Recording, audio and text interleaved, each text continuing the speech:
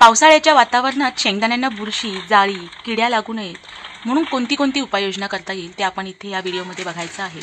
तर पावसाळ्याच्या वातावरणात शेंगदाण्यांना बुरशी लागते बऱ्यापैकी, तर त्यासाठी पहिलं म्हणजे एकतर फ्रीजमध्ये ठेवा शेंगदाणे। आपण शेंगदाणे फ्रीजमध्ये ठेवू शकता तुम्ही। आणि जर शेंगदाणे खूप मोठ्या प्रमाणात असतील, फ्रीजमध्ये ठेवायचे नसतील, तर पहिलं म्हणजे शेंगदाणे चांगले राहण्यासाठी पावसाळ्याच्या एवढ्या जवळ थंडीच्या दिवसात सुद्धा 5-6 महिने इथे एक वाडगं घेतलं आहे। एक वाटी घ्यायची आहे, वाटीमध्ये भरपूर मीठ घ्यायचं आहे आणि त्या मिठामध्ये आपण पाणी घालून घ्यायचं आहे, म्हणजे मीठ विरघळेल एवढं पाणी घालून घ्यायचं आहे। आपल्या शेंगदाण्यांच्या अकॉर्डिंग मीठ घ्यायचं आणि त्याच्यामध्ये पाणी घालून घ्यायचं आणि ते मिठाचं पाणी आपण ह्या सर्व शेंगदाण्यांना चोळून घ्यायचं आहे। जेवढे तुमचे शेंगदाणे आहेत तेवढ्या शेंगदाण्यांना मिठाचं पाणी चांगलं असं चोळून घ्यायचं आणि चांगलं सगळ्या एकूण एक शेंगदाण्यांना मिठाचं पाणी लागलं पाहिजे असं छान चोळून घ्यायचं आणि नंतर आपण हे उन्हामध्ये सुकत घालायचे आहे। शक्यतो कॉटनच्या कपड्यावर सुकत न घालता, नाहीतर ते मिठाचं पाणी त्याला जिरून जाणार।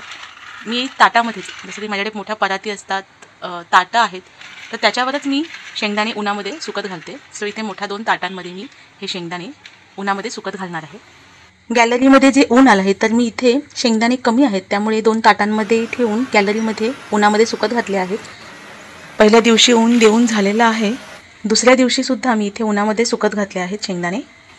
मिठाचं पाणी लावून झाल्यानंतर किमान 2 दिवस तरी आपण कडक उन्हामध्ये शेंगदाणे चांगले सुकवून घ्यायचे आहेत। 2 दिवस ऊन दिल्यानंतर हे चांगले सुकलेले आहेत, थंड झालेले आहेत आणि थंड झाल्यानंतर जर ह्याच्यामध्ये काही खराब शेंगदाणे असतील तर ते काढून घ्यायचे आहेत, साफ करून घ्यायचे आहेत चांगले शेंगदाणे आणि आपण आता हे एका प्लॅस्टिकच्या पिशवीमध्ये भरून ठेवायचे आहेत। तर अशा पद्धतीने एका प्लॅस्टिकच्या पिशवीमध्ये हे शेंगदाणे आपण भरून ठेवायचे आहेत गाठ बांधून आणि एखाद्या हवाबंद डब्यामध्ये ठेवून द्यायचे आहेत। शेंगदाणे सुकवल्यानंतर ओपन करून ठेवायचे नाहीत, तर ते एका हवाबंद डब्यात ठेवून द्यायचे आणि मीठ लावलेले शेंगदाणे परत फ्रीजमध्ये नेऊन ठेवायची सुद्धा गरज नाही। अगदी 100% शेंगदाण्यांना बुरशी येणार नाही, कीड लागणार नाही, काहीही होणार नाही। आता हे 2 उपाय बघितले, आता तिसरा उपाय काय असू शकतो? जर शेंगदाणे आपण उन्हात ठेवले नाहीत किंवा फ्रीजमध्ये पण ठेवायचे नसतील, तर सरळ शेंगदाणे चांगले भाजून घ्यायचे। तर इथे आपण शेंगदाणे चांगले एखाद्या कढईत भाजून घ्यायचे आहेत।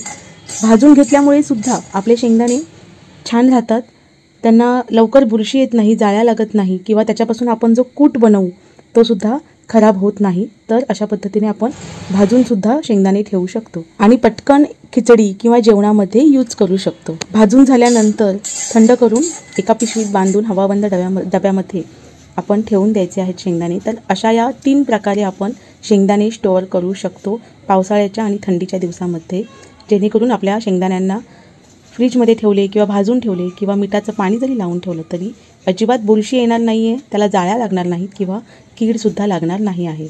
तुम्हाला ही व्हिडिओ आवडली असेल तर व्हिडिओला लाईक, शेअर अँड सबस्क्राईब करायला मात्र विसरू नका। थँक्यू।